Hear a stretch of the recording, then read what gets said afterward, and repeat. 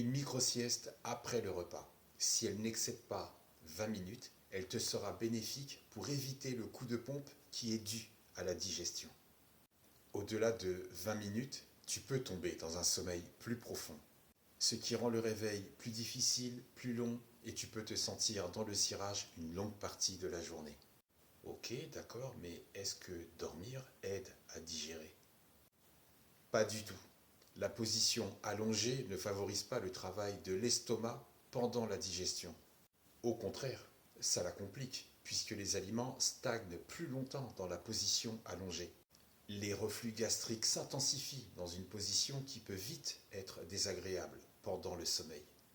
C'est d'ailleurs pour cette raison qu'il est préférable de manger 2 à 3 heures avant d'aller se coucher le soir.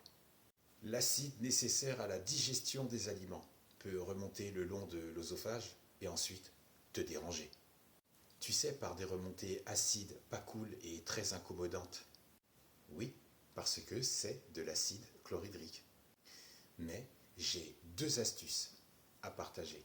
Si vraiment tu ressens le besoin ou l'envie irrésistible de dormir juste après manger, et que ça se manifeste quand tu es au travail. Choisis la position demi-assise.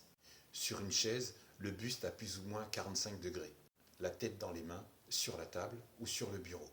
Plus ou moins 45 degrés parce que ce sera en fonction de la hauteur de ta table ou de ton bureau. La deuxième astuce, c'est situé à la maison après un repas bien lourd, bien copieux. Comme c'est à la maison, allonge-toi sur ton côté gauche. À gauche et pourquoi pas à droite. Allonge-toi sur ton côté gauche de façon à ce que le poids de ton corps ne soit pas une charge pour ton estomac. L'estomac est en rapport anatomique avec le foie.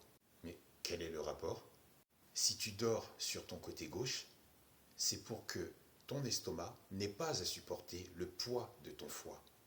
Et oui, le foie en moyenne peut aller jusqu'à 1,5 kg. Et 1,5 kg en charge sur ton estomac, c'est pas cool. Car le foie est le plus volumineux des viscères humaines.